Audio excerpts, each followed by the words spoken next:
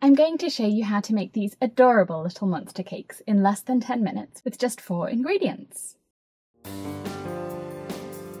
You'll need 2 cupcakes for each cake. Peel the wrappers off the cupcakes, and you can use the cupcakes just like this, or if you want more layers inside your cake, cut them in half horizontally with a serrated knife like a bread knife. That way you'll have 4 layers. You definitely don't need a turntable for this, but I'm using one just because it's easier for filming. You can assemble your cake on a cake board like this little cardboard disc, or on a plate. Pipe or spread a little bit of buttercream onto the board or plate, and press your first cupcake down onto it. This attaches it and holds the cake in place. Check that it's in the middle of the board and spread or pipe some buttercream on top, or any other filling you want to use. Press the next cupcake down onto the filling, checking it from all sides to make sure it's lined up straight on top of the previous layer, so the cake isn't leaning to one side. I'm using this pretty cupcake pedestal for my next little monster, following the same steps of securing the first cupcake with a dot of buttercream, centering it, piping filling on top, and pressing the next cupcake layer onto it. I'm adding another layer of filling and pressing another half of a cupcake on top, and this is tall enough for what I want, so I'm eating the final cupcake half. Spin the cake around and adjust it so it's straight, and this is really important if you don't want your cake to topple over later. I really recommend putting your cake in the fridge or freezer for 30 minutes at this point to chill it before continuing, and I'll show you why in a minute. Meanwhile, make the eyes.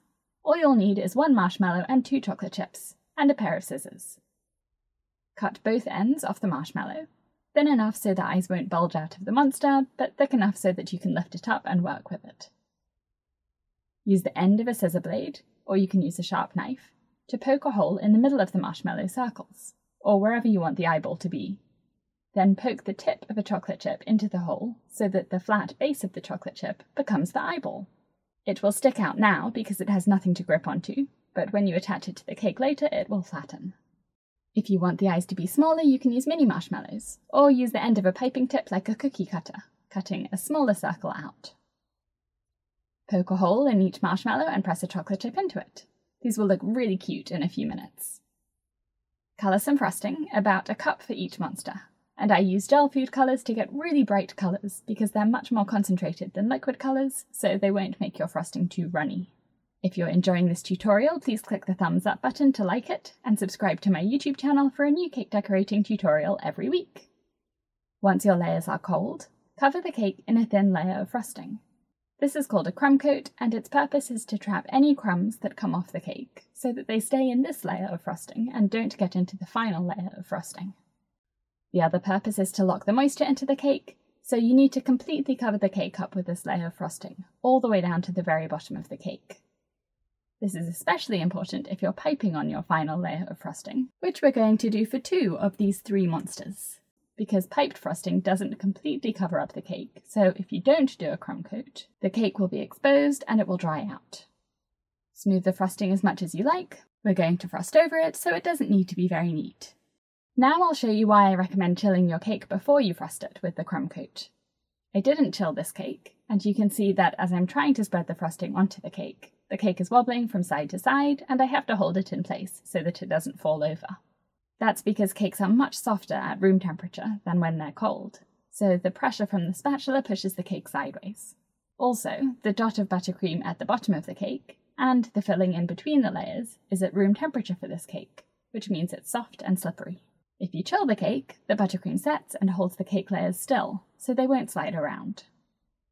When you finish frosting the cake, wipe any smudges of frosting off the cake board or plate or cake stand, using a paper towel wrapped around your finger.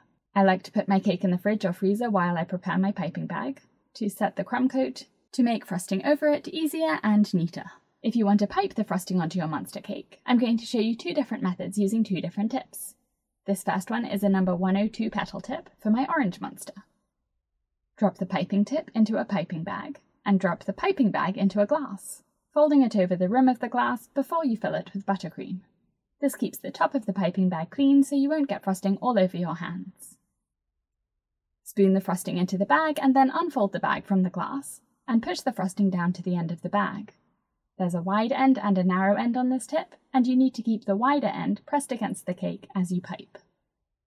Start at the bottom of the cake and apply pressure to the piping bag to squeeze out the frosting. and wiggle the bag from side to side or up and down to pipe random ruffles of frosting. You can pipe all around the bottom and then do another row of ruffles on top, gradually working your way up the cake a row at a time, or pipe a section up the side of the cake, starting at the bottom and working your way up to the top, and then move around to the next section of the cake, piping from the bottom up to the top.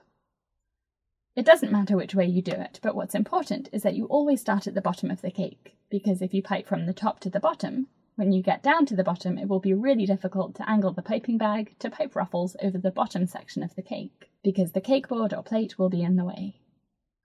You might see the crumb coat through the piping in places, and because of that, it's best to use the same colour of frosting for your crumb coat as you use for this piped frosting. You can use any kind of frosting for this. Whipped cream will work, or a meringue buttercream or ganache, or of course there's buttercream, which is what I'm using. This is my 4-minute buttercream, and the link for the recipe and tutorial is in the video description. Continue onto the top of the cake, piping from one side of the top to the other. Don't pipe all around the edge and work your way in, because it will be difficult to pipe over the middle section of the cupcake without damaging the ruffles you've already piped around the edges. When you've piped ruffles all over the cake, press the eyes into the side of the cake, pushing firmly to wedge the chocolate chips into the frosting on the cake so that they don't poke out of the marshmallow. For this next little monster, I'm using a grass tip to make fur. Before you start piping, twist the end of the piping bag, and that will stop the frosting oozing out the top of the bag. And it will save your wrist, because you'll need a lot less pressure to squeeze the buttercream out this way than if you're squeezing a squishy bag and pushing the buttercream back out of the top of the bag as well as down towards the piping tip. Do a quick test to make sure the buttercream comes out of all of the holes of the tip, and if it doesn't, your frosting is either too stiff or it has lumps in it.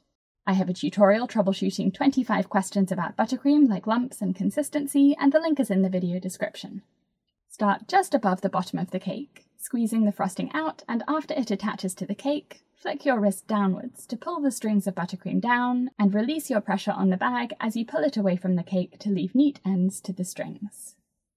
It's okay if the top part of each section is wiggly and messy, because we're going to cover that up with more piping. When you've gone all the way around the cake, move your piping bag up to start the next row, just above the top of the previous row. You should cover up the top of the previous row, overlapping the frosting to make it look like shaggy fur.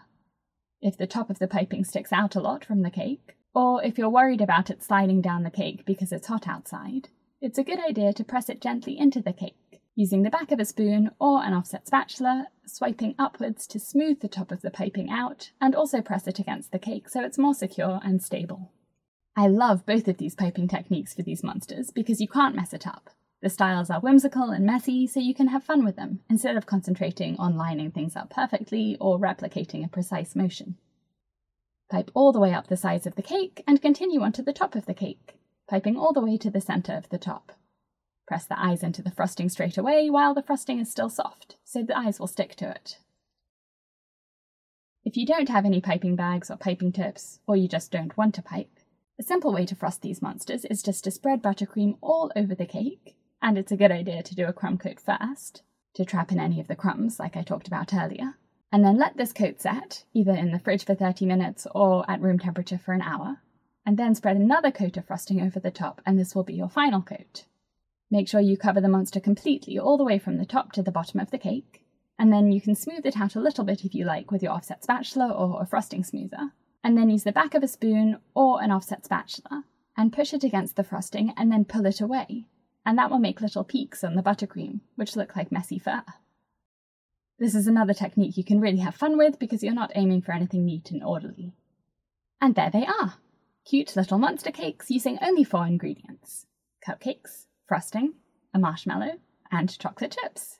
I like to keep my cakes in the fridge so that the frosting and decorations hold their shape, and I take these tiny little cakes out about an hour before serving them, which is enough time for the cake and frosting to come to room temperature and get nice and soft and delicious. But it's not so much time that the frosting will start to droop or melt if it's hot. Fun side note, I made these monsters for my son's first birthday, Monster Max. Thanks for watching. Subscribe to my YouTube channel for a new cake decorating tutorial every week.